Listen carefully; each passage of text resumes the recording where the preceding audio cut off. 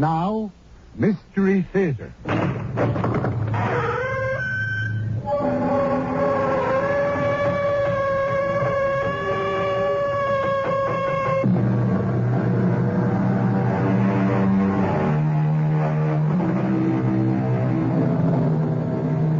Come in. Welcome. I'm E.G. Marshall. I would like to ask a question to which I tell you in advance I expect no answer. What is genius and where did it come from? Genius is very rare. That much we do know. It is elusive and not immediately recognizable. It cannot be purchased, nor can it be cultivated. So, rare, intangible, and not to be acquired by any means, then when is it, and what is its source? Aware that I have asked the unanswerable, I present you now with the words of the Roman writer Plutarch, half a century before Christ. Genius is a deity. Where is my angel, Doctor? Your what? My angel. I'm lost without my angel. I don't think I quite understand. I thought I saw her sitting on my typewriter. But when I sat down to work, Doctor, she wasn't there at all.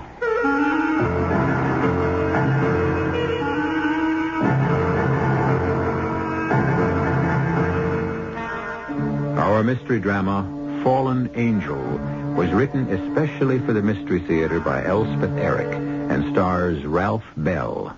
Something special.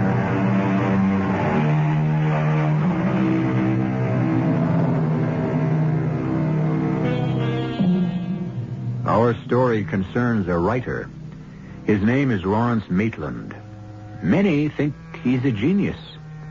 He thinks so himself. But genius or no, at the moment, Lawrence Maitland is in serious trouble.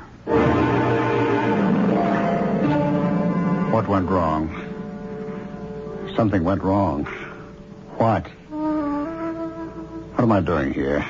What kind of a place is this? How did I get here? I can't remember a thing. Oh, good Lord. What's happened to my memory? I can't live if anything's happened to my memory. Yes, come in, please. Dr. Kramer? Yes? I'm Jack Brody. Oh, yes, Mr. Brody, come in. You wanted to talk to me about Mr. Maitland? Yeah. Well, it all started at my place, you know, and Mr. Maitland ain't just a customer. He's like a friend, too. Mm-hmm. Did he come to your place often, Mr. Brody? Yeah, all the time. He never went no place else. Well, when I say all the time, I mean when he was drinking, you know. But he wasn't always drinking. But there was months at a time he didn't drink at all. A periodic drinker. Yeah, well, he went on benders, you know, 2, 3, maybe 4 times a year. And always at your place? Yeah, right. Well, why was that, do you suppose? Well, I don't know. He wouldn't be recognized there. Not very likely. It's near the waterfront, you know. We don't get people from Mr. Maitland's kind of background as a rule. Mm-hmm. Well, him and I got to be what you might call friends. I mean, he knew I'd look after him. How? Well, when he'd get himself really boozed up, I'd call his taxi for him. His taxi? Yeah, it's the same one every time. The driver's a guy named Ivan Kaplan. He was like a friend of Maitland's, too. Ivan would take him home and get him to bed. And lots of times without even waking Mrs. Maitland up. He just knew what to do. Yes, Mrs. Maitland told me. Would you care to tell me just what happened that night? Morning. It was in the morning. About 11 o'clock, that's when I opened up. And, well, the place was empty when he come in. I hadn't seen him in some time, but I wasn't exactly surprised. I knew sooner or later he'd show up. Hi, Jack. Hey, Mr. Maitland. I thought you'd never open up. Well, never before 11, you know that. Well, what's your pleasure? You know damn well what I drink. Make it a double. Right. Water with it?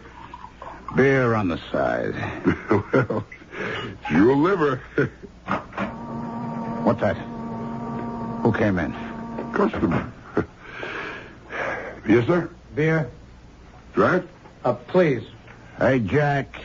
I need another drink here. Yes, sir. Be right with you, Mr. Mason. Now. Right now. You want the same? The same exactly.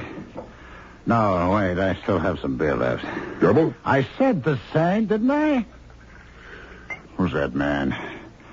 Enter the bar with a beer. Him? I think his name is Jones. You know him? Well, just over the bar. He keeps staring at me. Huh? Well, maybe he knows you from someplace.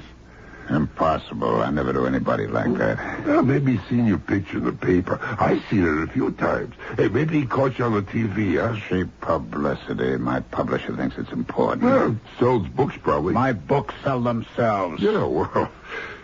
Jones. Is that his real name? That's what he told me. I think he said Jones. Don't you know? Oh, it's none of my business. He says his name is Jones. As far as I'm concerned, his name is Jones. Well, tell you Jones to stop staring at me. No, I don't think he's staring at you, Mr. Maitland. Look, what if he is? It don't mean nothing. That's what you think. He's getting up. Occasional beer is all he drinks.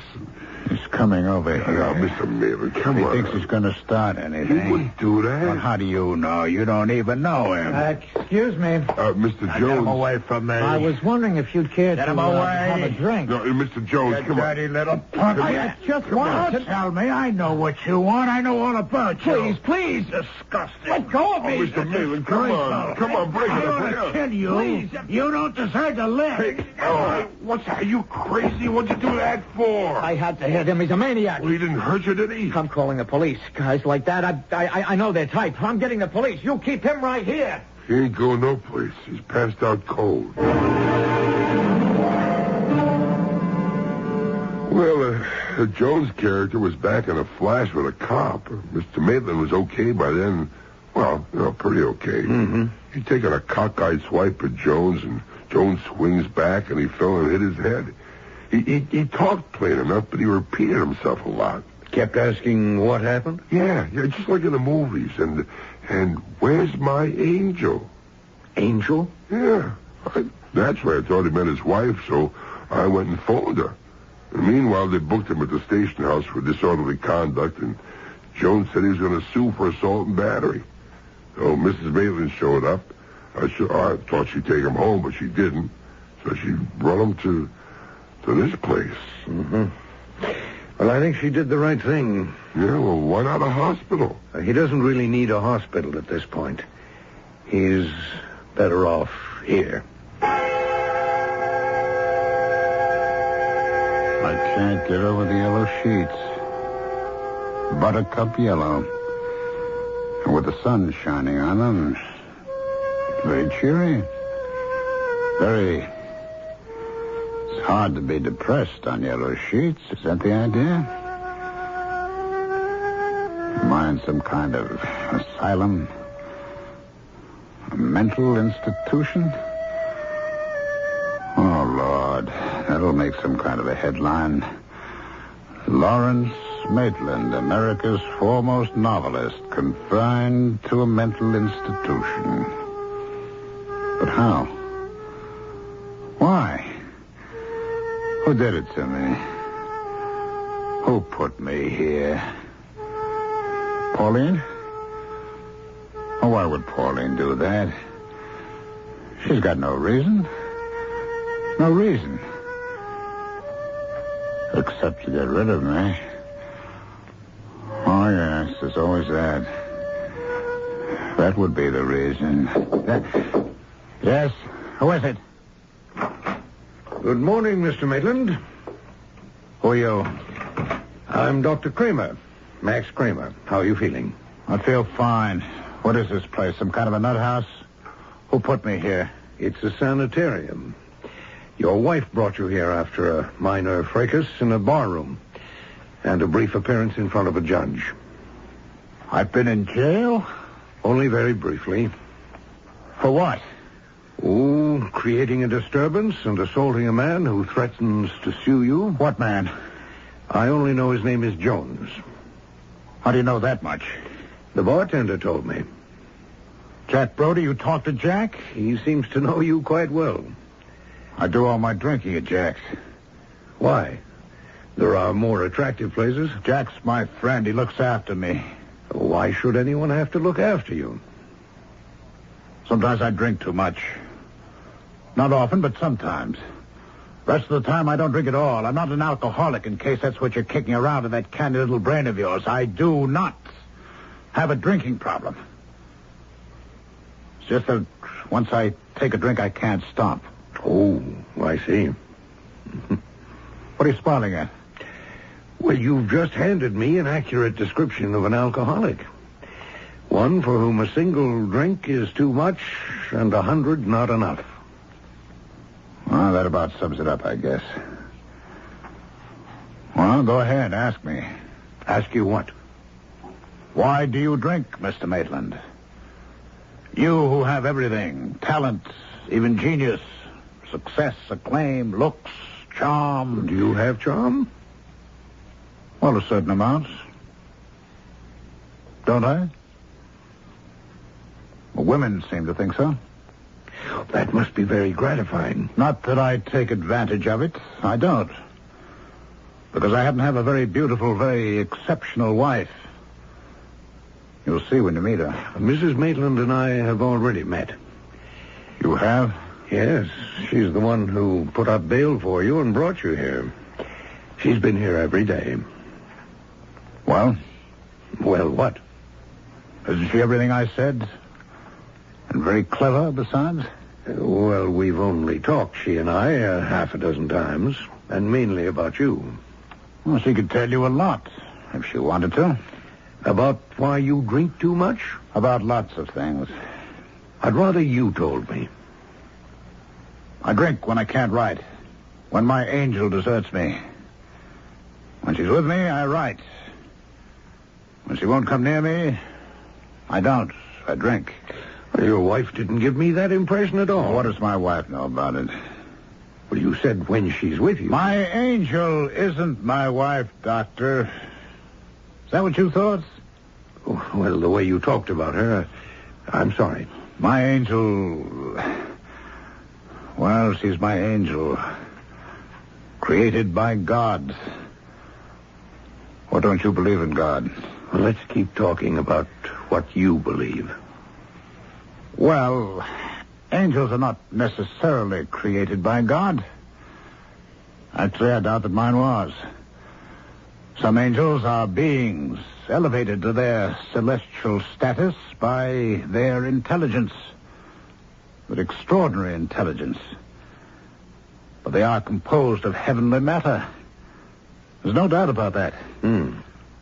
They mediate, at least mine does, between me and the God force. I do believe in the God force. Don't you? And my angel puts me in contact with the God force. And I write. I write like an angel. You've probably heard that said of me. Or read it someplace. I don't do a lot of reading outside my own specialty. And what specialty is that, pray tell? Psychiatry. Oh. Would you like to analyze me, Dr. Kramer? Would you be interested in being psychoanalyzed? Not if it would take away my genius. I don't think it would do that. Well, it's supposed to make you normal, adjusted, able to integrate with the group. Isn't that the idea? No. It's supposed to help you make the best possible use of whatever abilities you have. I have the ability to write. And I write. Like an angel. Sometimes. When my angel is with me. Other times you drink to excess. And you think you could find out why I do that? I think together we might be able to find out. I'll think about it. If it worked, I wouldn't need my angel anymore, Perhaps not. Or perhaps you'd give her another name. I'd like to be able to write whenever I felt like it. Writes well, I mean. Would you like to have a typewriter sent up to your room? What good would a typewriter do till my angel comes back? Well, perhaps I should have one sent up anyway, just in case. If you want to. No. By the way. Yes? You said my wife had been to see me? Yes, every day. Today? She's downstairs right now. Would you like to see her? I think so. Well, I'll ask her to come up. Oh, doctor. Yes? Are you in love with my wife?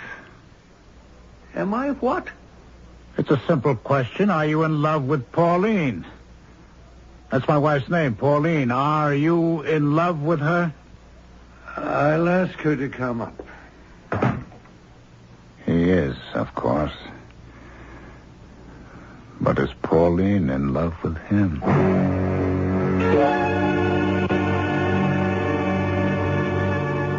Genius penetrates to the essential truth of whatever it concerns itself with. Genius does not stop with description, but goes on to revelation. It paints or composes or puts into words truths that lesser mortals could never discover by themselves. Is our protagonist, Mr. Lawrence Maitland, a genius or no more than a talented writer? I'll be back shortly with Act Two.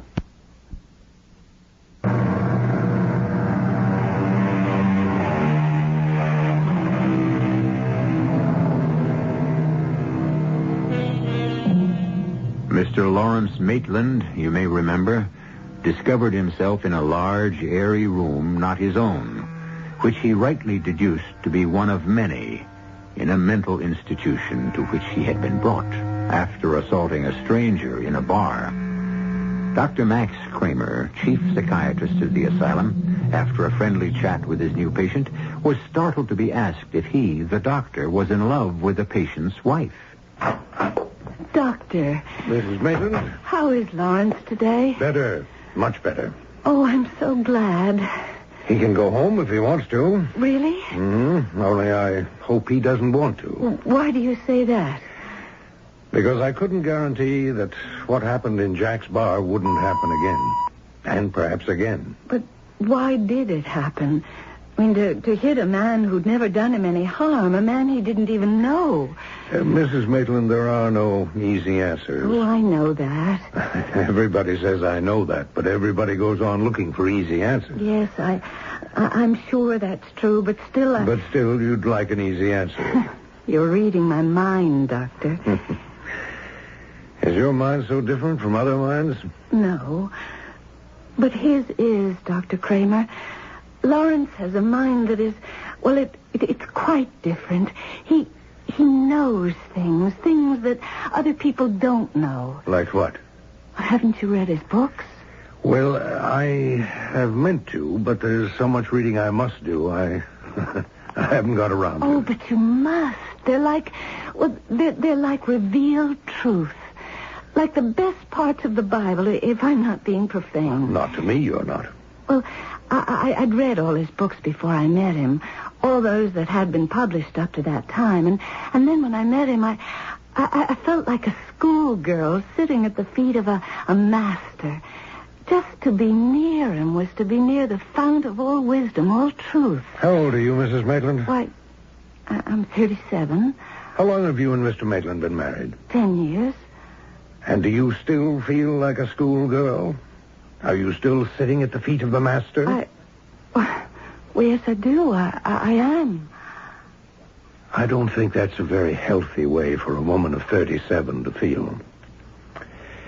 I think a woman of 37 should have formulated her own thoughts about wisdom and truth. Well, I never thought I never tried. I mean, I don't really know anything. You know a great deal. I don't know why you say that. Really, Because everyone knows a great deal. I'm not trying to flatter you. Everyone knows a great deal until he or she starts taking the word of someone else on faith. That's when the intelligence falters, when we start believing what's told us instead of what we feel to be true. Right. I think I see what you mean. Well, now, we were talking about your husband, weren't we? He can go home if he wants to. Does he want to? He seems somewhat interested in being psychoanalyzed. Really? We've never been interested before. Quite the contrary. Well, I can't say how serious he is about it now. But the incident in the bar, the fact that the man, Jones, I think his name is suing him for assault and battery, it puts a different light on things. Or it should. Of course, he has something the rest of us don't have. He has his angel. He told you about that? Oh, yes. It seems his angel has temporarily deserted him. Oh, it's Lawrence's way of talking. I don't think so. I think he believes he has an angel, a real angel. You and I perhaps would call it his ability to write. But if he wants to call it his angel, well, you know, at first I thought he meant you, Mrs. Maitland. Oh, for heaven's sakes, why would you think that? I don't know. I just did. Well, perhaps I'd better go up and see him now, if you say it's all right. Yes. Quite all right.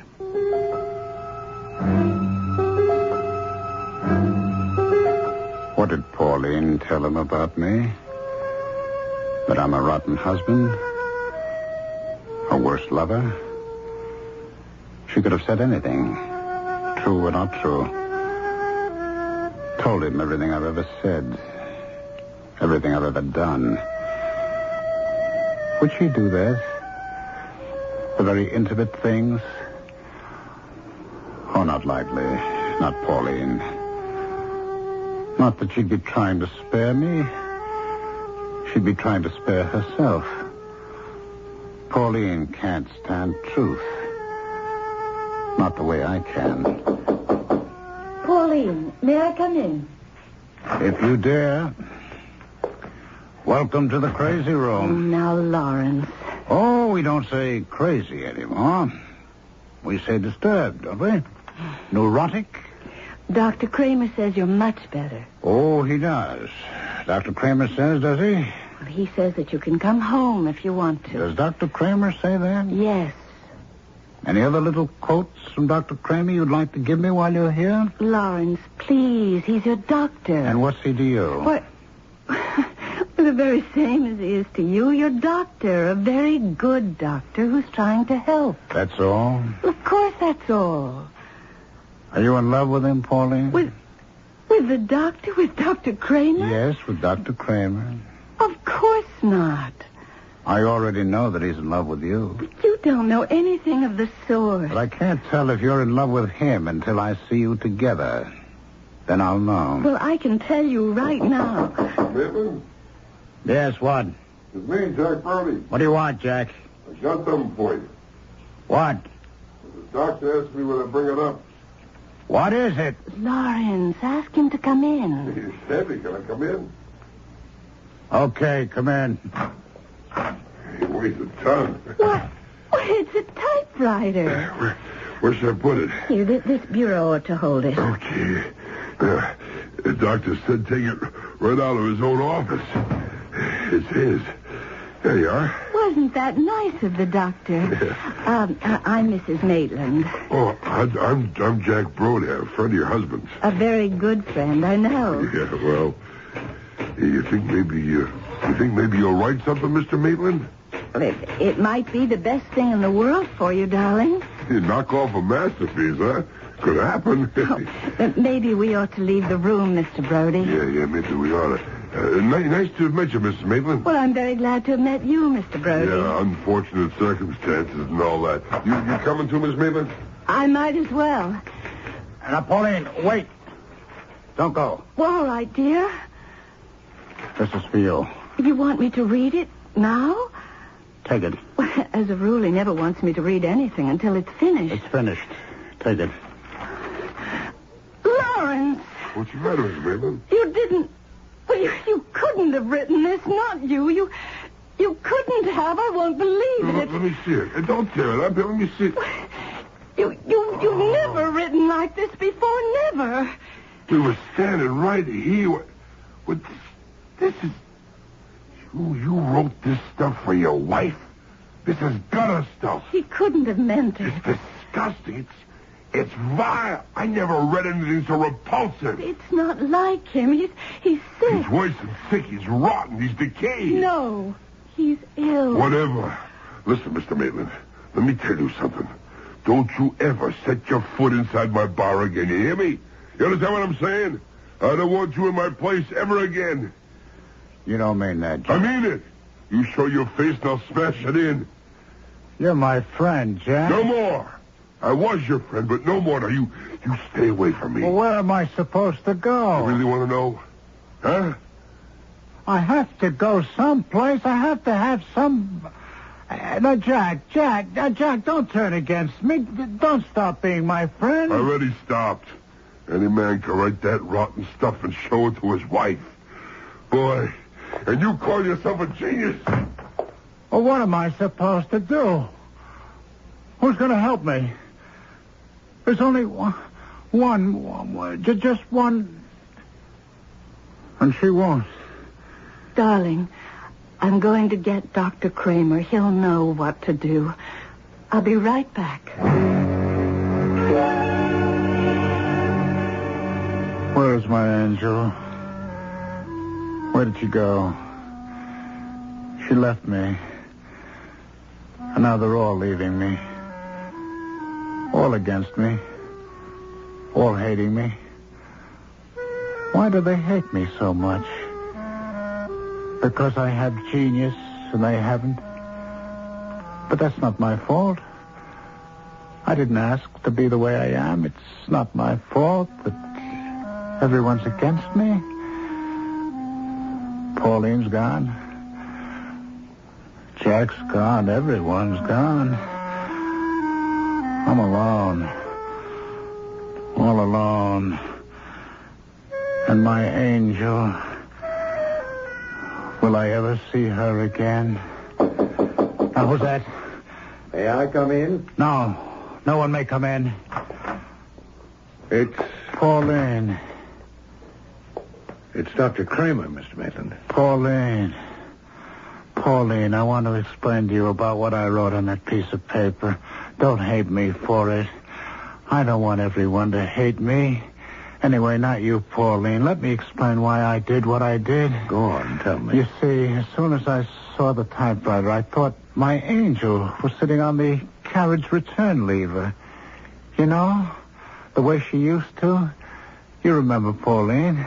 I don't think I do. Tell me. Well, maybe you never saw her, but certainly I've told you often enough. Oh, really, Pauline? I'm not Pauline, Mr. Maitland. Don't you know that? Pauline, it looked like my angel. At least I thought it did, and, I was so relieved. She's come back to me, and now I can go on living. And so, you see, I started to type. You and Jack were still in the room. I remember that, but it didn't bother me. You were making small talk. It didn't matter. My angel and I were working together, you see? You do see, don't you, Pauline? Go on. And then you screamed at me. Did I? Oh, you know you did. And then Jack grabbed the paper out of your hand, and then he told me never to go near his place again. That's what I couldn't believe, Pauline, that Jack would turn against me. Now, you know what I've decided, Pauline? Tell me. That wasn't my angel who came and sat on the return lever. No. Oh, no. Now, listen, Pauline, that was the fallen angel. An angel who has fallen out of favor with God. An angel who has allied himself with Satan. Fallen angels are destructive, Pauline. Completely destructive. And this one means to destroy me.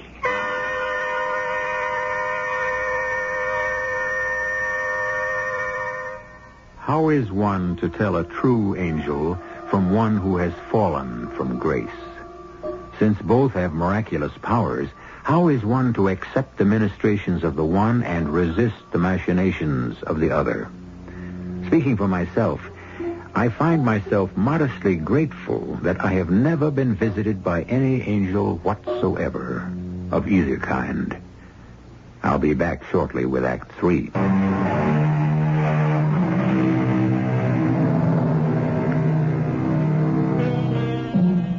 When we left Lawrence Maitland, he was explaining to Dr. Max Kramer, psychiatrist, why he had written a page of obscene prose and handed it to his shocked and horrified wife. While his explanation may have sounded bizarre to the psychiatrist's ear, no less bizarre was Maitland's conviction that he was talking not to his doctor, but to his wife. However, several days had now passed. Yes, Jane? Oh. Well, ask Mr. Jones to step into my office, please. Mr. Jones. Now, why would he... Mr. Jones? Dr. Kramer? Yes. Come in, please. Thank you. Have a chair. Thank you. My girl said you wanted to see me about Mr. Lawrence Maitland. Well, they told me at the police station he was here. Yes, he is. How is he? Coming along? I'm glad of that. He's such a very great writer. So I'm told by many people, including Mr. Maitland himself. But you didn't come here to discuss Mr. Maitland's literary gifts? No, of course not. I came to tell you about that the most unfortunate incident at Jack's bar. Has he told you why he took a swing at me? No, he hasn't. Possibly he doesn't know. Possibly. But I know. Yes? He thought I was about to make a homosexual advance. Oh. Definitely. And I wasn't. Oh. Although I am a homosexual. Yes, I see. You see, I work as a bank teller, but most of my spare time is spent reading and sometimes writing, in a despairing sort of way. Why despairing? Well, because I don't think I'm really very good at it, and I don't suppose I ever will be. So when I saw Lawrence Maitland, the great Lawrence Maitland, sitting at the same bar at 11 o'clock in the morning, I thought, well, maybe if I could just talk to him for half an hour. I don't know what I thought, what I expected. Encouragement, maybe a pointer or two. I really don't know. But not what he thought I wanted. Well, was there anything else? Oh, yes, I wondered if I might see Mr. Maitland for just a minute or two. I have something rather important to tell him, but not what I just told you, no, something else. I see. Something that, well, might make him feel a little better. Well, in that case, I don't see why not. Oh, he's such a great man, Mr. Maitland. Such a very great writer. It seems such a pity. Such a pity, yes. Jane, is Mrs. Maitland here yet? Oh, she is? Well, ask her to come in, please. Such a pity. Oh, come in, Mrs. Maitland, come in. Thank you. How is Lawrence? Much better. Oh, good. May I see him? There's someone with him now. Oh, not Jack from the bar? No. I didn't think so. Mrs. Maitland, I think it's about time I gave you some kind of diagnosis of your husband's condition. A very tentative one, you understand, but, well, let's call it an educated guess, all right? All right. Your husband is paranoid, Mrs. Maitland. Not chronically so, only intermittently. Do you know what paranoid means, Mrs. Maitland? Suspicious, feeling persecuted? Correct. Paranoia is a mental disorder characterized by delusions of persecution and of one's own greatness. Do you follow me? I think so, only you sound so... So what? So severe. I'm not used to... Well, never mind. I don't mean to sound severe. It's all right. But, Dr. Kramer, Lawrence is a great man. That's not a delusion. No one knows with exactitude what a great man is. Well, what's to be done, Doctor? I can't just abandon him. Well, psychoanalysis might help. Would he do that, do you think? He might. Should I talk to him about it? It's better that I should. I wouldn't know what to say, really.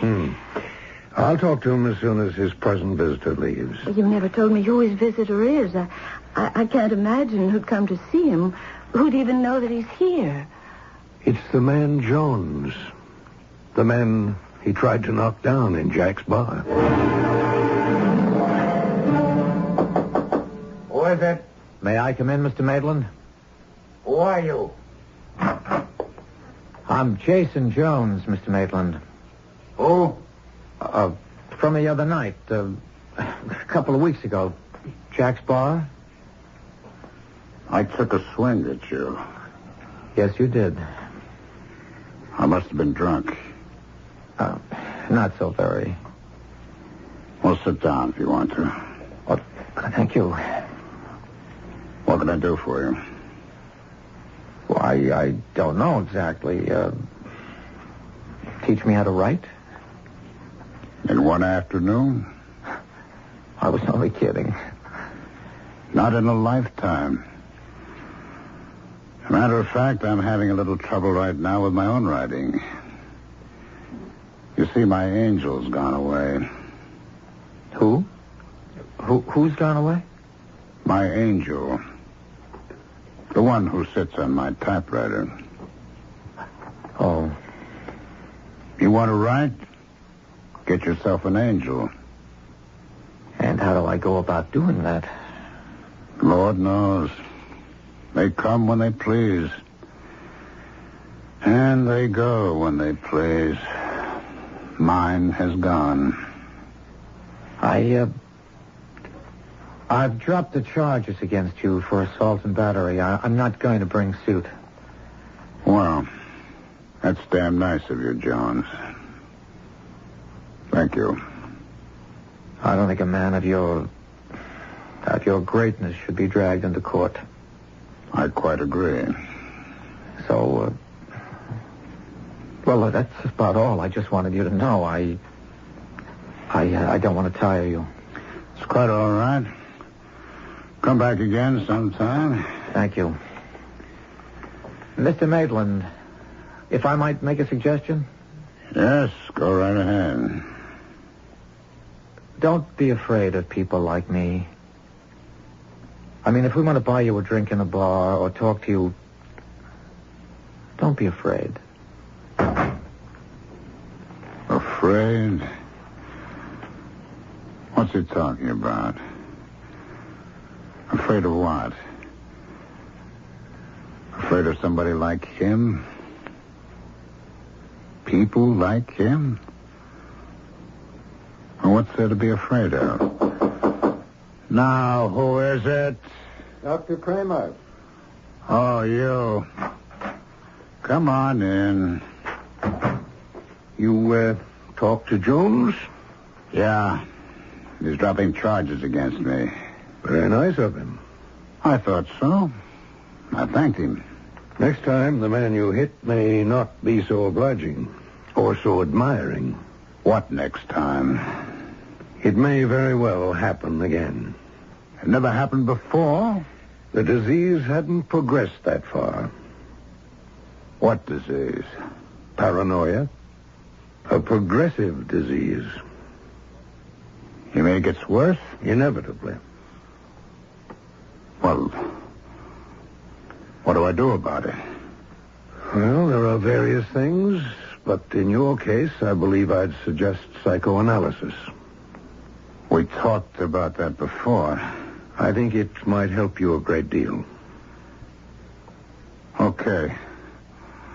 When do we start? We? You and I. When do we start analyzing why I do the things I do? Not you and I, Mr. Maitland. Why not? Well, the patient must feel sure that he likes the analyst. I mean by that he has no immediate, no instinctive antagonisms toward the doctor. I have no antagonisms toward you. Yes, but... So what's holding us up? I can't accept you as a patient. Why not? Because... Now, you've got to give me a reason. You can't just brush me off. Because I'm in love with your wife.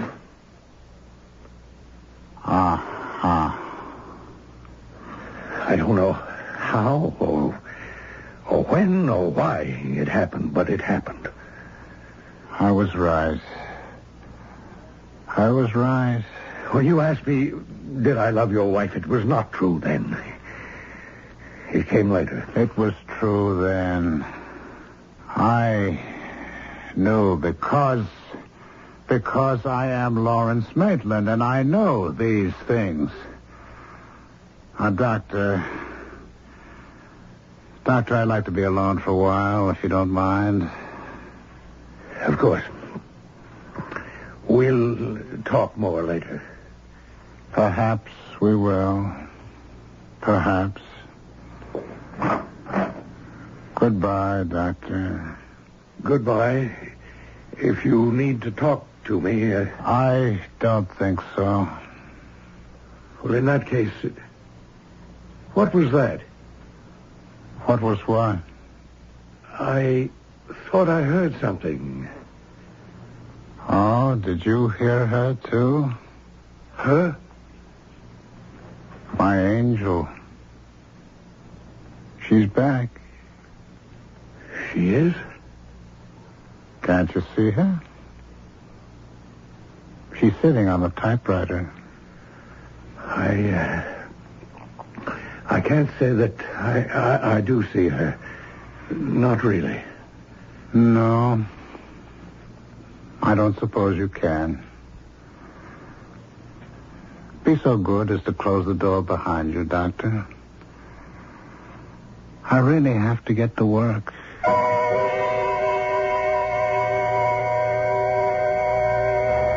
Tell me, John Matthias, someone is supposed to have said to the man who came to be called St. John of the Cross, how do you write your wonderful canticles? To which the poet priest replied, sometimes God helps me, and sometimes I do it by myself. If the true men of genius can give no more satisfactory answer than that, what in the name of heaven can you expect of me? I'll be back shortly. The entire production was under the direction of Hyman Brown. This is E.G. Marshall inviting you to return to our Mystery Theater for another adventure in the macabre. Until next time, pleasant dreams.